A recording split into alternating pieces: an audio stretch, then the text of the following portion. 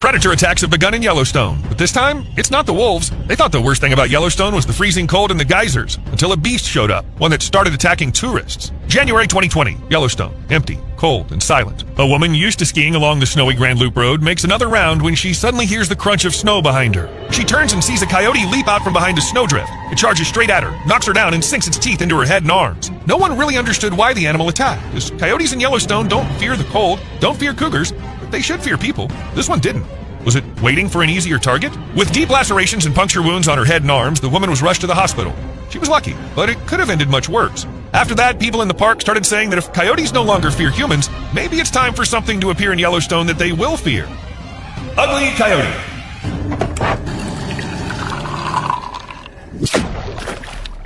Just an unobtrusive reminder to do that thing under the video. The skier's case wasn't the first. Coyote attacks in Yellowstone have been happening for years. People just rarely talk about them. One of those incidents happened right on a ski trail where the predator was waiting by the track, as if deliberately choosing the moment when a person would come close enough. It leapt up and bit the victim's face. Same behavior, same speed. Another time, a coyote attacked a child left in a stroller by the front door. The only thing that saved the baby was a thick winter suit, but scars on the face remained. Every case showed the same pattern: a fearless leap, blows to the head, a short distance. According to research, between 1960 and 2006, there were 142 coyote attacks on humans recorded in the US and Canada, injuring 159 people. And although those numbers don't seem high, what matters is that most attacks happen where the animals had already grown used to humans. These aren't coincidences. It's a slow loss of fear. Yellowstone has long been a place where weakness is punished instantly. There's a simple rule here: whoever adapts faster survives. Coyotes have realized that better than anyone. Their behavior resembles a system where every level of survival unlocks new opportunities. On the first level, rodents and small birds. On the second, newborn calves and fawns. In winter, when life weakens, coyotes move up a level. They hunt young ungulates and sometimes even adult elk. That's their inner logic, to expand the list of prey until they run into someone stronger. But in Yellowstone, there are almost none left. Over time, coyotes began stealing kills from cougars and even grizzlies, testing the limits of what's possible. And with each encounter, those limits shift. In this ecosystem, fear is a resource. When it's gone, only aggression remains. Coyotes carry dozens of infections, but the real danger isn't disease, it's that they've started to see humans as part of the food chain. At first, they just appeared by the roads, then began coming closer, testing reactions. Tourists leave trash, feed them, and the system accepts a new rule: a human equals a food source. And once a predator crosses that line, there's no going back. In Yellowstone, instinct makes the rules. When a coyote stops running, it becomes a threat, and rangers only have one option: elimination. It's not punishment, it's a correction of balance that the park must maintain. In Yellowstone's ecosystem, coyotes have long played the role once held by wolves and cougars. When the large predators vanished, the system didn't collapse, it simply rearranged itself. The empty spot in the food chain was taken by those who adapt the fastest. Coyotes have no weak spots, they live alone or in packs, hunt in forests, valleys, even in thermal zones where most animals can't survive. Their range spans all of North America, from cities to deserts. For them, any habitat is just another level, and every change in climate or prey numbers, just a new task to solve.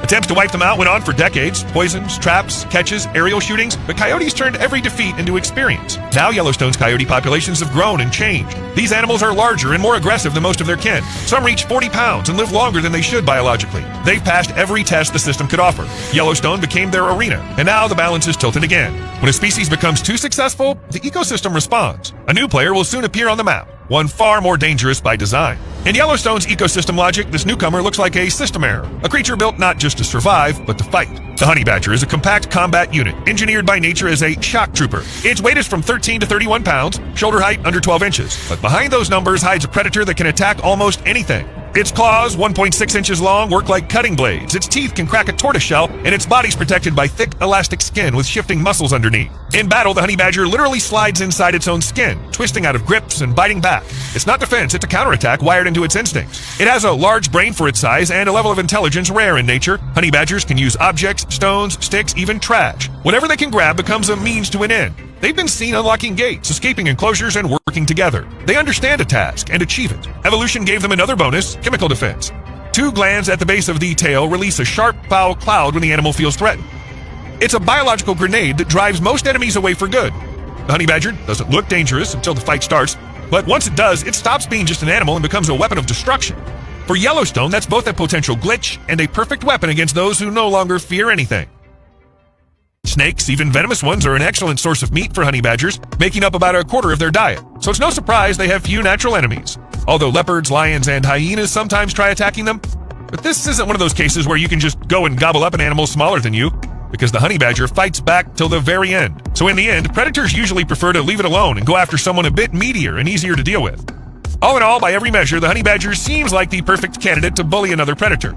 It's clear that the coyote is an animal native only to North America, and there it fills the same niche as jackals do. You know jackals, right? Wild dogs that live in Africa and Eurasia. The main difference is their size. Coyotes are a bit bigger. Honey badgers don't live in North America and have never met coyotes in the wild, but their behavior toward coyote-like species gives us a good model of what would happen if they did. They don't attack to eat, they just need to prove who's boss here.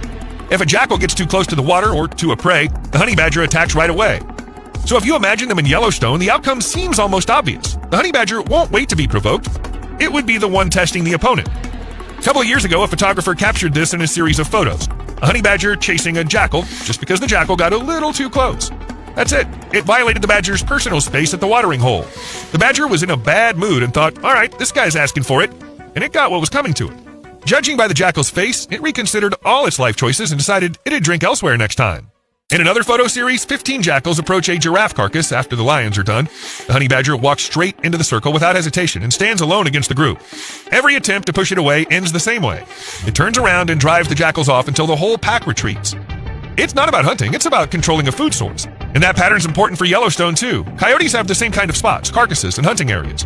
Honey badgers eat almost anything. Insects, rodents, reptiles, carrion. They can take down small hoofed animals and aren't afraid of venomous snakes. But dogs are off the menu. Jackals aren't prey. The conflict with them is all about competition and keeping them away from food sources. So it's unlikely that a honey badger, which suddenly found itself in Yellowstone, would start killing coyotes left and right for lunch. One animal's influence over another isn't just about predation. The honey badger could compete with coyotes for food and pose a threat to young, inexperienced individuals, especially during the first few years before they realize who they're dealing with. This means that honey badgers can actually keep coyotes in check, i.e. reduce their presence in the park.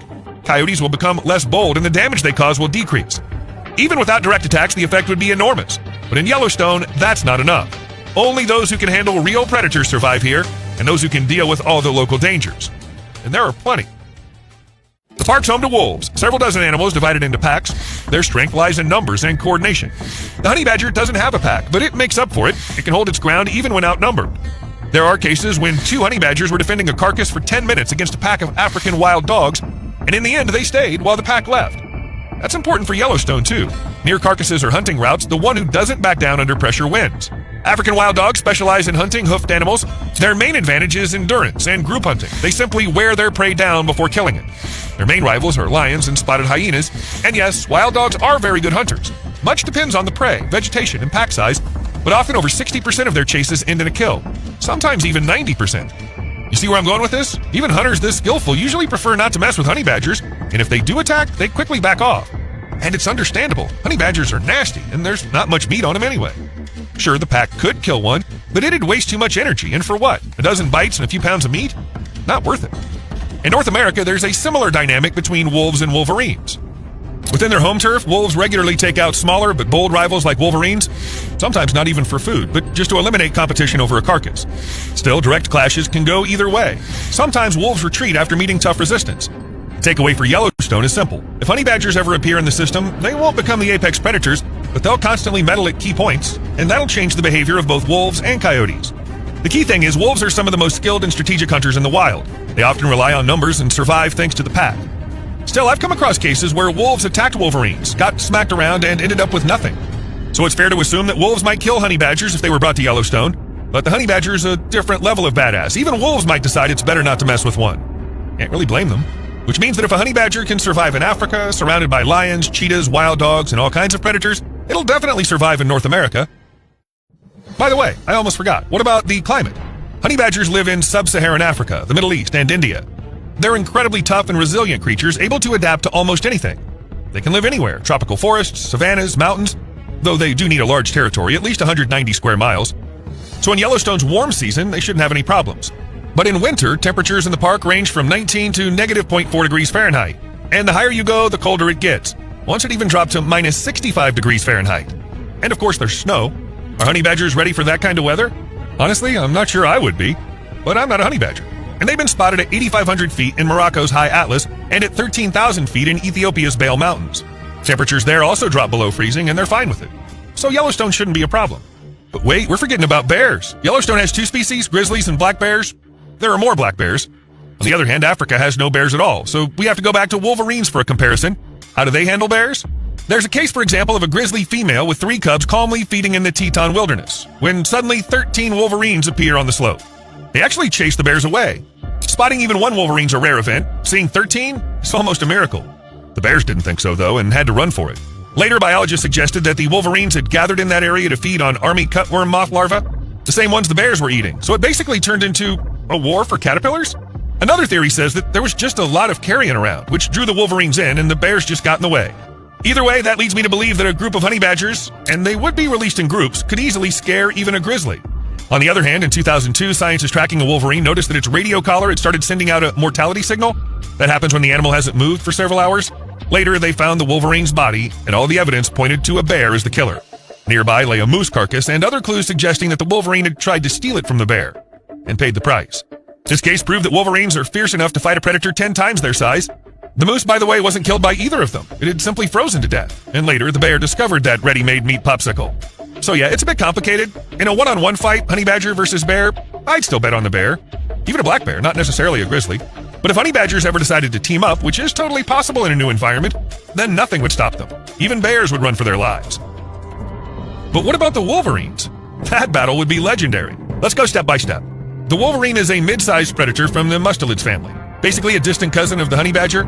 It's active all year round in cold, snowy places because it's perfectly adapted to them.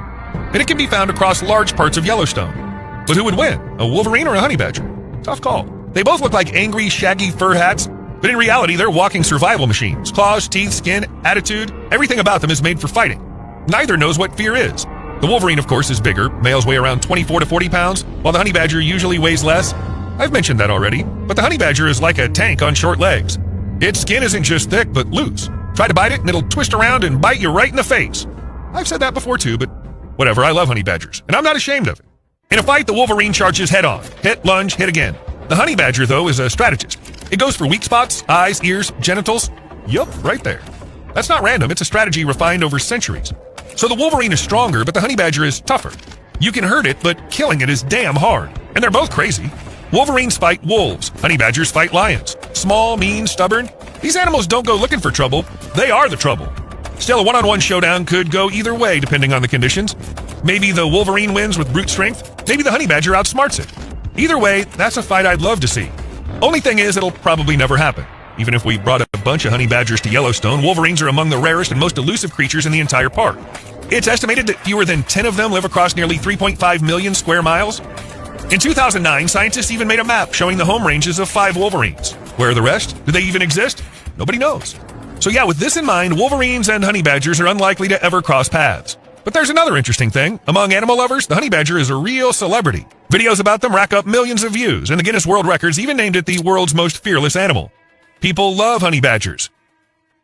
And if you think about it, that could actually be good for the park. When wolves were reintroduced to Yellowstone in 1995, tourism literally exploded. People started coming just to see them in the wild. Sounds like a small thing, but the increase was 3.5 to 4%. Given that Yellowstone gets about 3 million visitors a year, that small boost was actually massive. 10 years later, in 2005, over 100,000 tourists came just for the wolves. They brought $30 million to the local economy. And that's not just money, it's jobs, housing, food, transport. The entire infrastructure came to life thanks to the animals. Scientists describe these people as real fans, willing to travel thousands of miles, stand in the cold with binoculars, and simply be near the wolves. Before, it was mostly activists and wildlife advocates. You can spot them by the bumper stickers and wolf-face t-shirts. Now it's different. Ordinary people come too, families, tourists. Just anyone curious to see a wild predator in its natural habitat. Would you go? Write in the comments. And if you've been there already, share your story. Meanwhile, the wolves' impact just keeps growing. In 2021, wolf watching alone brought more than $82 million to small towns like Gardner, home to only 744 people. That's over twice as much as 15 years earlier. Now imagine adding honey badgers, already internet celebrities. I can't even begin to calculate how much money Yellowstone and everyone connected to it would make. Of course, bringing in non-native animals just for profit is a questionable idea. Sure, the tourists would come, the money would flow. But you know how easily the balance of nature can tip if you throw in someone new. Any interference has a cost, and it's almost always higher than it seems. Still, the money earned could go toward reducing conflicts between humans and coyotes. For example, installing more sealed garbage bins so animals aren't drawn by the smell of food from tourists. The fewer chances coyotes have to scavenge trash, the less they get used to people. That always works. As for the honey badger, it's almost impossible to predict exactly how it might change things in